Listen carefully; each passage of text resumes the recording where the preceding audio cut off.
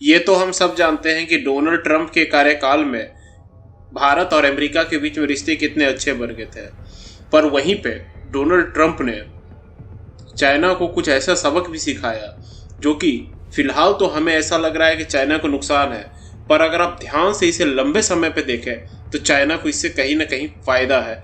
और Joe Biden के आने के बाद ये और भी ज़्यादा फायदा चाइना को होते हुए दिख रहा है। मैं आपको समझाता हूँ।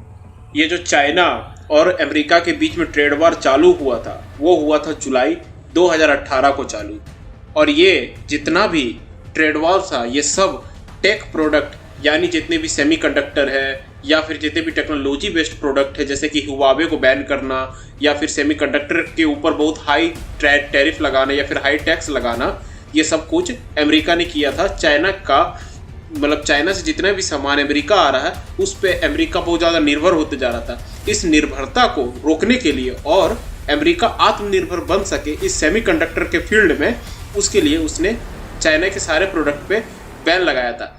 ये पार्टिकुलरली चाइना के लिए नहीं था, ये बाकी देशों के लिए था, जिस कारण इंडिया को भी थोड़ा लॉस सहना पड़ा था। इसके साथ साथ WTO में चाइना और अमेरिका के बीच में सोलर पैनल के लिए भी लड़ाई चालू हो चुकी थी उस वक्त। फैक्ट ये है कि ये ट्रेड वॉर अभी भी चालू है, लेकिन इस ट्रेड वॉर का सबसे बड़ा इफेक्ट क्या हुआ वो मैं आपको दिखाना चाह रहा हूँ। 96% ऑफ बायलैटरल टेक इन्वेस्टमेंट जो कि चाइना करता था USA में हर साल, उस पर 96% का गिरावट आया है।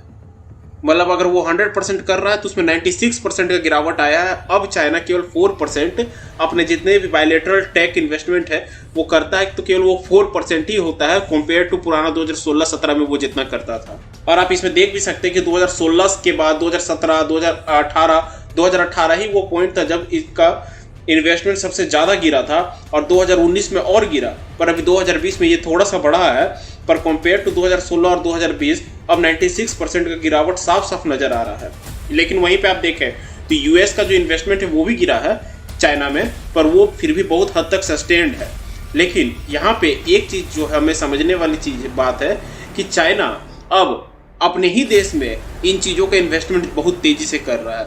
जब हुआवे वहाँ बैन हुआ तो वो हुआवे का 5G टेक्नोलॉजी अपने देश में ही उसको जल्द से जल्द इम्प्लीमेंट कर रहा है और अपने देश में ही इस चीज़ पे इतना ज़्यादा प्रोडक्शन कर रहा है कि बाद में बाकी देश उसके सामने कमर तोड़ दें और उन्हें लास्ट में चाइना के पास झुक के आना ही पड़े। इसके साथ ही साथ मैं आपको बता रहा हूँ कि US उस वक्त 168 चाइनीज कंपनी को बैन कर दिया था, और जो सबसे भारी गिरावट देखा गया है चाइना में वो देखा गया टेक्नोलॉजी, रियल एस्टेट और हेल्थ केयर सेक्टर में।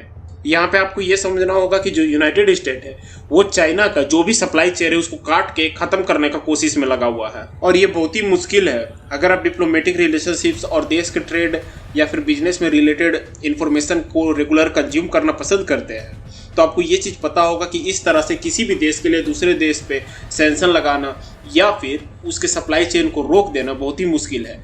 जो उन्होंने बैन किया था चाइना पे, चाइना को फिलहाल उसका सबसे बड़ा फायदा मिल रहा है। चाइना ने खुद के यहाँ पे सेमीकंडक्टर और टेक्नोलॉजी प्रोडक्ट में बहुत ज़्यादा इन्वेस्टमेंट कर दिया है, और इसके साथ ही साथ उन लोग अपना सप्लाई चेन को अमेरिका से हटा के दूसरे देशों पे बढ़ाने का कोशिश करें। जैसे कि आपको मालूम ही है श्रीलंका, ये सब देश को चाइना रेगुलरली लोन देता ही है, और अब साथ ही साथ वो यूरोपियन कंट्रीज को बहुत ही ज़्यादा सेमीकंडक्टर बेचने पे लगा हुआ है।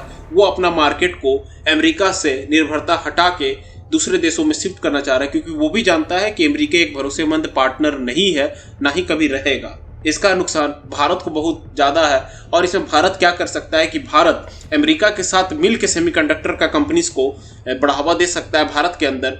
और इसके बारे में भारत ने एक एक्शन ले भी लिया है, यानी कि जब भारत के प्रधानमंत्री अभी हाल ही में जब प्रधानमंत्री क्वाड के सम्मेलन समिट पे गए हैं अमेरिका, उसमें सबसे पहला मीटिंग उन्होंने जो किया वो क्वालकॉम के साथ किया, और उस मीटिंग के ख़त्म होने के बाद जब क्वालकॉम के रिप्रेजेंटेटिव ने आके मीडिया को इन्फॉर्मेशन दिया उसमें उन्होंने भारत की तारीफ की और ये बोली कि अब हम भारत के प्रोड्यूसर के साथ मिल के सेमीकंडक्टर चिप और टेक्नोलॉजी बेस्ड प्रोडक्ट को इंडिया में डेवलप करने का मुहिम चालू करेंगे। ये एक तरह से भारत ने एक छोटा एक्शन लिया जिस पर ज़्यादा लोगों का ध्यान नहीं गया था, पर भारत ने ये एक्शन लेके चाइना को ये भी बता दिया है कि भारत उसके एक्शन पे बिल्कुल नज़र रखा हुआ है और वो पीछे किसी भी कीमत पे नहीं रहेगा। आपका इसमें क्या विचार है? आपको क्या लगता है कि चाइना अपने यहाँ पे जो सेमीकंडक्टर का सप्लाई चेन बिल्ड कर चुका है और पूरे वर्ल्ड में बिल्ड करने का भी कोशिश कर रहा है, उसमें चाइना सफल होगा या नहीं? और भारत का आपको क्या लगता है कि भारत कितने समय में सेमीकंडक्टर या फिर आत्मनिर्भर बन जाएगा पूरी तरह? यानी कब तक आपको लगता है कि 5 ट्रिलियन इकोनॉमी भारत बन जाएगा? मुझे जहां तक लगता है 2025 तक भारत पक्की 5 ट्रिलियन इकोनॉमी बन जाएगा। आपका जवाब का मुझे इंतजार रहेगा। आप कमेंट कीजिए और मुझे बताइए।